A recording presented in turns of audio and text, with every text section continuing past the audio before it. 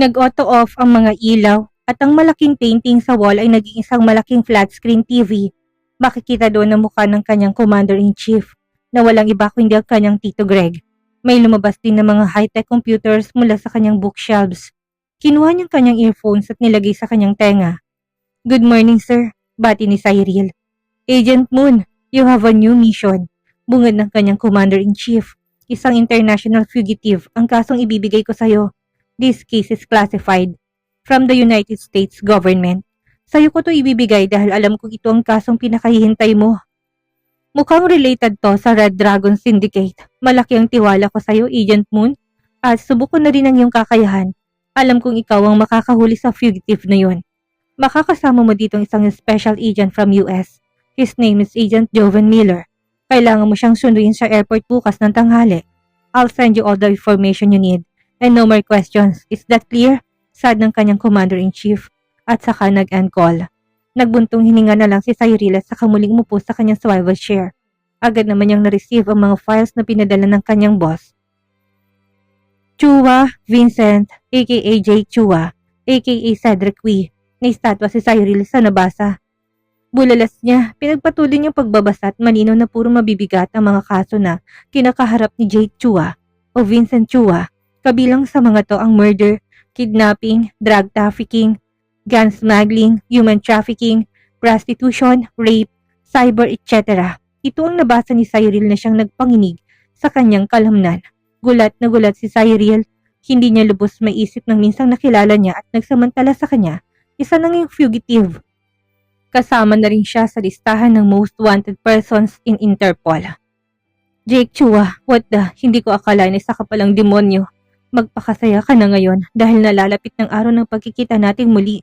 Sisiguraduhin kong pagbabayaran mo lahat ng mga kahayupan mo, sabi niya habang nakakuyom ang mga kamao.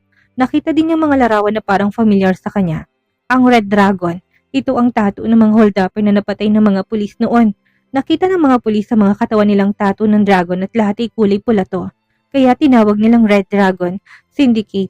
Nasa kaliwang bahagi ito ng dibdib nila. Ano ang kaugnayan mo sa robbery hold-up na siyang dahilan ng pagkamatay ni Patrick?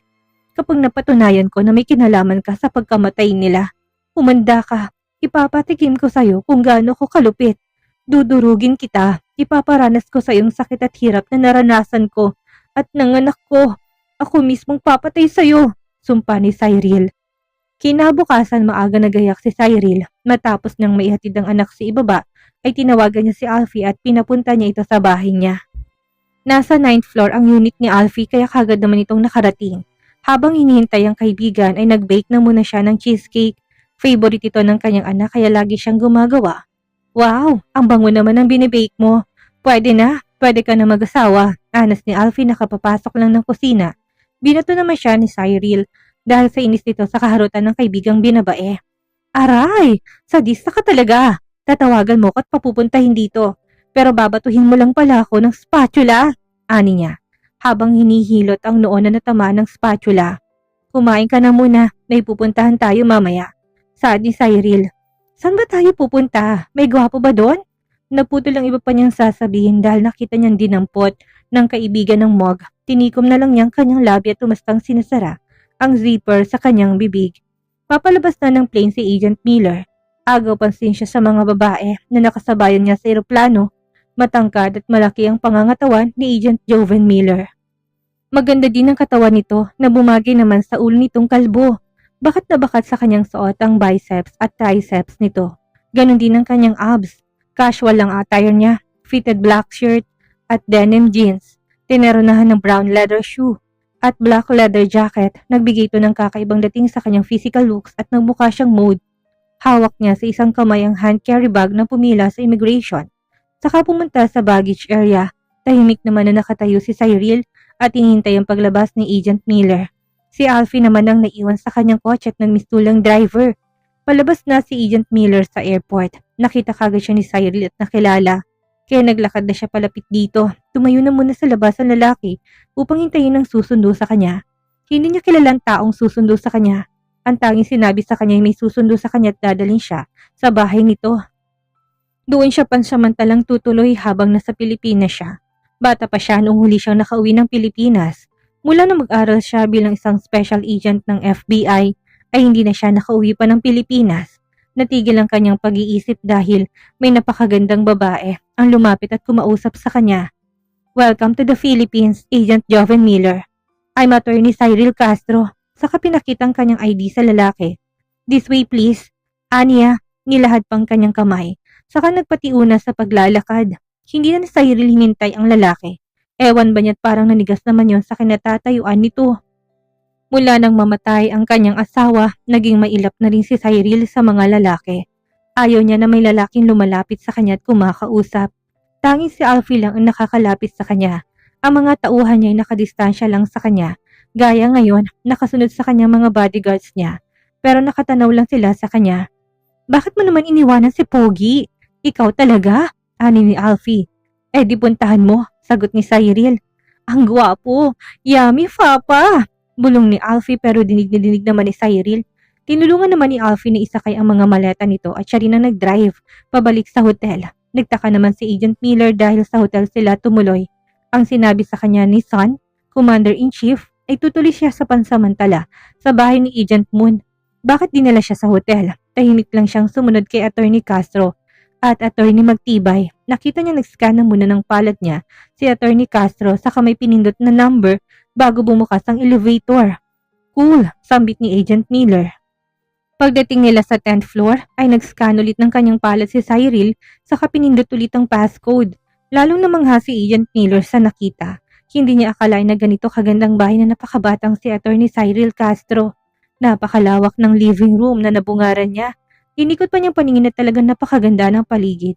Ang chandelier ay napakalaki. Ang mga kristal na ginamit na palamuli ay may malalakit maliliit. Nagmistulang raindrops ang style nito. Ang buong hall ay nilatagan ng carpet. Dinala siya ni Cyril sa kanyang magiging kwarto. Napakalaki din ito. At kompletong lahat sa loob. King size bed, sofa set, entertainment set, office table, closet at bathroom. Dito ka nakatira? Takang tanong ni Agent Miller kay Cyril. Yep. Ano problem? Ni Cyril. No, nothing. Hindi lang ako makapaniwalang ganito kakayaman. Sagot niya. Marunong ka magtagalog? Tanong naman ni Alfie na baka sa mukhang pagtataka. Yes, Filipinong mami ko at dito rin ako ipinanganak kaya marunong ako magtagalog. Sagot niya. By the way, Agent Miller, alam kong pagod ka sa biyahe kaya pwede ka na muna magpahinga. After dinner na tayo mag-usap, wika ni Cyril. Call me Joven. Aniya. Joven, nice. Okay, Joven. See you later and feel at home. Ani Cyril nakangiti. Kararating lang ni PJ, ginamit ito dahil galing siya sa taping niya. Sa murang edad, sikat na siya bilang model endorser ng kanyang negosyo.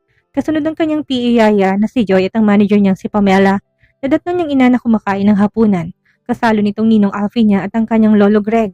Good evening, Mom. Bati niya sa ina sakay nalikan. Good evening, sweetie. Kain na, sagot ng kanyang mommy. Sumabay na kayong lahat dito, sabi pa ni Cyril na nakatingin kay Pamela at Joy. At humalik pa ito kay Pamela na kanyang tinuturing na kapatid. Umikot muna si PJ at humalik sa lolo Greg niya at sa kanyang ninong Alfie. Napansin niya na may ibang tao pa nakasama nilang kumakain kaya't napakunot ang noo niya. Salubong din ng makakapal niyang mga kilay na nagtanong. Mommy, who is he po? Tanong niya si ina. Si lolo Greg ang sumagot sa tanong niya. Apo, his name is Special Agent Joven Miller. Dito muna siya titira. May work kasi sila ng mommy mo. Sagot ng kanyang lolo. Okay, grandpa. Hello sir. My name is Patrick Sanchez Jr. Pakilala niya sa kanila ang palad niya upang makipagkamay. Natuwa naman si Agent Miller sa bata. Kaya tumayo na muna at nakipagkamay. Nice to meet you, little boy. Saad ni Joven. No, I am a big man already. Sabi nito. Tawanan naman ang lahat sa sinabi ni PJ. Matapos na maghapunan, tumuloy na sila sa library. Namangha si Joven sa laki ng library. Pagpasok nila sa lobby, ay naglakad pa si Cyril patungo sa may malaking salamin. Tumayo siya sa tapat ng malaking salamin at lumabas na may mga ilaw na color blue at nagtaas baba ito. Scanning, boses na maririnig mula sa machine habang nagtataas baba ang mga ilaw na kulay blue. Access granted. Rinig nila at saka bumukas ang malaking salamin. Pumasok si Cyril sa loob at sumunod naman ang apat na sina General Parneda, Alfie, Pamela at Agent Miller. Namangha si Agent Miller sa mga nakikita niya sa loob. Hindi niya akalain na ganito ka-high-tech ang library ni Cyril. Connected to sa orbit base at tanging si Cyril lang ang makakapagbukas ng secret door mula sa library. Napalingon siya sa kinaroonan ni Cyril dahil sa narinig na boses na galing sa machine. Welcome to the orbit, Agent Moon, Agent Sun, Agent Neptune, Agent Star. Dinig niya na mukha sa machine. Bumukas ulit ang isa pang sliding glass at saka pa lang sila nakapasok ng tuluyan. Nadat na nila sa loob ang 4 na iba pa. Pinakilala naman sila ni Cyril kay Agent Miller, una si Henry Alonzo, aka Satellite. Siyang nagmumonitor sa kanila kapag nasa mission sila. Siya din ang hacker ng orbit. Magaling siyang mang-hack kahit nasa ibang bansa pa. Matalik na magkaibigan sina Patrick at Henry noon. Information technology ang tinapos niya. Talagang magaling siya sa pag-hack kahit noon pa. Christian Mendez, aka Saturn, anak na kaibigan ni Gilbert Sanchez. Nakaligtas siya noon sa madugong robbery holdup na naganap sa Bulacan. Matapos mailibing ang mga magulang, ay kinausap siya noon ni Attorney Castro. Inalok siya na maging CEO ng company na naiwan ng mga Sanchez. Dahil paalis na noon si Cyril upang mag-training. Nang malaman niya na aalis si Cyril upang mag-training ay sumama din siya dito. Cyril, ang layunin nila sa mga panahon na yon, ang makapagiganti sa mga taong kumitil sa buhay ng kanilang pamilya.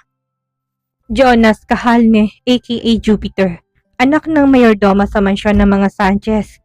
Scholar din siya ng mga Sanchez noon dahil sa gusto nito magpulis noon kaya pinasok ni Cyril sa orbit para mag-training. Charlotte Del Rosario, aka Venus. Siya ang doktor ng orbit at anak siya ng dating presidente. Good evening everyone, bati ng binata. Hindi siya makapaniwala na may ganitong special task force ang Pilipinas. Lalo pa siyang humanga kay Attorney Cyril. Unang tingin pa lang niya kanina ay tumigil ng mundo niya. Gusto pa niya makilalang dalaga. Gusto niya na mas lumalim pang pagkakaibigan nila. Let's start. Motoridad na boses ni General Pineda ang nagpabalik sa kanya sa kasalukuyan. Naglakbay na palang diwa niya at magkasama sila ng dalaga sa kung saan. Umupo sila sa harap ng malaking table at nagsimula ng i-discuss ni General Pineda ang kanilang subject. Someone's POV. Kanina ko pa pinagmamasdan ang mukha ng batang ito na nasa cover ng magazine. Hindi ko siya kilala at lalong hindi ko kaano-ano. Pero bakit ganito ako kasabik na makilala siya? Sino ka ba talaga, Prince P? Naputol ang pag-isip ko dahil sa pagring ng telepono. Hello, motoridad kong sagot. Hello master, nandito na pong detective na hinihintay ninyo. Ani ng aking butler. Let him in, sagot ko saka ko binaba ang telepono at nagsali ng whiskey sa aking baso. Good evening master, bati niya. Nagawa mo na bang inuutos ko sa'yo detective? Patawad master, nahirapan ako makakuha ng information ng batang modelo na yon. Naka-hide lahat ng information niya. Kahit sa mismong company na kumukuha sa kanya, wala din silang alam. Hindi rin basta-bastang malalapitan. Dahil napakadaming bodyguard na nakapaligid sa kanya. Ani niya na nakayuko. Pinaalis ko na lang inutil na detective dahil wala siyang silbi. Prince P, sino ka? Bakit kailangan mong itagong identity mo sa murang edad? Kung hindi kaya ng iba na alamin ang pagkatao mo, ako mismong lalapit sa'yo. Kailangan kong makalapit sa batang yon. Kailangan kong tulong ni Princess. Siyang magiging daan upang magkaharap kami ni Prince P. Cyril POV. Maaga ako nagising ngayon at nagpapawis ako sa aking private gym. Alas 6 pa lang ng umaga pero heto ako't basang-basa na ng pawis. Kompletong kagamitan sa aking gym. Lumabas ako at naglakad papuntang kitchen. Magtitimpla sana ako ng kape. Paliko na ako ng mahagip ng mata kong aking kaibigan na nagtatago sa may halaman. Lumapit ako sa kanya. Mabilis ang galaw ko pero parang hangin lang ang katawan ko. Wala man lang kahit na anong ingay ako nilikha. Anong sinisilip mo dyan? Bulong ko kay Alfie. Shh! Huwag kang maingay! Sagot niya na pabulong din. Pero hindi man lang ako nilingon. Sa inis ko binatukan ko siya. Aray! Gulat na aniya habang hinilot ang kanyang batok. Sadista ka talaga! Aniya na nakangiwi. Ano ba kasing sinisilip mo dyan? Galit-galitan na ani ko. Si Vin Diesel! Look! Ang yummy niya! Ang kanyang abs, tricep, and biceps. Oh my God! Ulam! Sabay yakap sa aking halaman. Ang aking mahal na halaman. Kawawa naman. Kaya sa inis ko, hindi ko na malayang hinampas ko sa kanyang towel na dala-dala ko. Aray! Marting aniya.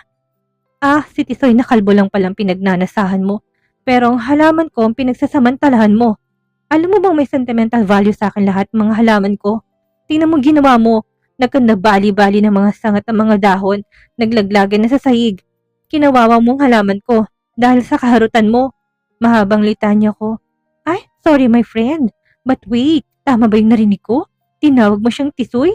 Ay, uy, bago yan ah. Mukhang may nakakuha na ng pansin mo. Pihikan kong friend. Ano yan sa akin?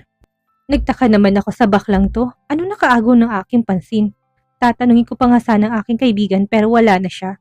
Pumunta na ng kusina. Napatingin ako sa aking indoor swimming pool. Ganun na lang ang gulat ko dahil abalang nagsiswimming si Tisoy. Wait, what the? Did they just call him Tisoy? This is insane. Kailan pa ako nagbigay ng codename sa isang tao? Lalo na sa isang lalaki. Nababaliw na yata ako. Baka nasobrahan na ako sa exercise. O baka gutom lang ito. Tama, gutom lang ako. Kailangan kong kumain ng marami. Ay, makaligo na nga. Baka amoy paksiw na ako sa asim. Napapailing na lang ako dahil sa mga naiisip ko. Araw ng Sabado ngayon, wala akong pasok sa opisina. Mamayang gabi sisimulan namin ni Joven ang aming misyon. May sisimula kami sa VC Casino. Napag-alaman ng aking tauhan na pag-aari ng pamilya Chua ang VC Grand Hotel at Casino. Maaga pa, may oras pa kami na mag-bonding ni PJ. Daanan muna kami sa flower shop, bibili kami ng bulaklak para kay Patrick at mom and dad. That anniversary na naman nila ngayon. 5 years na silang wala. Nakakamiss lang talaga. I miss you so much, love. Ang daya-daya mo. Bigla ka na lang naiiwan. Good morning, mommy. Bati ni PJ sa akin. Nagkasabay kasi kaming lumabas ng aming mga room. Good morning, son. Bati ko sa kanya. Ayaw niya na tinatawag ko siyang baby. Binata na daw siya. Mommy, pwede mo po natin isama si Tito Joven? Tanong niya sa akin ay pinagtaka ko naman. Bakit pa? Sa cemetery tayo pupunta. Ani ko, please, mommy. I just wanna know him better po. I like him po, pero gusto ko muna siyang makilala pa. Sabi niya na nag-puppy eyes pa. Cute. Sige, sagot ko kahit na medyo nag-aalangan ako. Ewan ko ba, parang hindi ako comfortable kapag malapit ako kay Joven. Natatakot ako, ayaw ko mapalapit sa kahit na sinong lalaki. Ayaw ko na ulit masaktan pa sa pangatlong pagkakataon. Ayaw ko na ulit lumuha. Hindi na akong dating Cyril na madaling magtiwala. May trust issue ako. Dahil sa isa na rin ako ngayong secret agent. A ruthless secret agent. Wala akong awa sa mga kriminal na pinapapatay ko. Yes, I admit, mas tahol pa ako sa kriminal ngayon. Hindi ko minsan iniisip na magiging malupit ako. Takot ako sa dugo noon. Konting sugat lang, umiiyak na ako. Ngayon nakikipagpatentero ako sa kamatayan. Wala na akong inuurungan basta maubos lang ang mga salot sa lipunan. Nakatayo ako ngayon dito sa harap ng puntod ni Patrick. Ang aking asawa, nagsindi na muna ako ng kandila. Bago nagdasal, naiwan sa kotse si Joven at si PJ. Matapos kaming mag-alay ng dasal, ay umalis na kami't nagtungo sa Joan's Grill para mag-lunch. Pagpasok namin, kagad kaming sinalubong ng mga waiter. Nakalinya sila habang nakayuko ang kanilang ulo. Halos padapa naman ng manager sa pagtakbo. Makarating lang kaagad upang batiin kami. Welcome to Joan's Grill, ma'am. Yang master, ani niya nuyumuko din sa harap namin na anak ko. Tangulang sinagot ko, kilala nila ako. Alam nila ako, konting mali lang itanggal sila sa trabaho. Tingin na naman ng ibang mga kumakain sa amin. Ang iba ay nagbubulungan, may mga babaeng kinikilig dahil sa dalawang lalaki na nakatayo sa magkabila kong gilid. Ready na ba ang VIP room? Malakas sabi ko sa manager dahil naiirita ako sa mga taong nagbubulungan. Habang kinikilig, parang mga bubuyog na hindi matigil-tigil sa kakabulong, malakas ang pandinig at pakiramdam ko. Pinag-aralan ko to noon habang nagtitraining ako bilang agent. Agad naman kaming dinala ng manager sa second floor ng restaurant. May mga VIP room dito sa second floor. Pero ang isa exclusive for me and my son. No one is allowed to use my private room. All of my restaurant branch has a private room. Natuwa naman ako pagpasok namin sa loob. Nakahanda na mga foods. Nag-message kasi ako sa manager bago kami pumunta dito.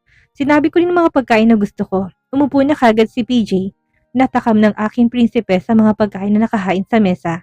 Dahil mga paborito niyang mga ito. Nagulat naman ako kay Joven dahil pinaghilan niya ako ng upuan. Thank you, ani ko sa kanya na nakangiti. Dapat lagi kang nakangiti, mas bagay sa'yo. Lalo kang gumaganda. Paslang pa nasabi niya sa akin habang nakatitig sa aking muka. Ewan ko ba?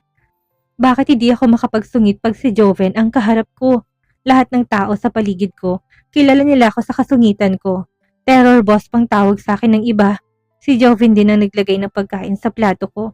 Tahimik ko lang siyang pinapanood.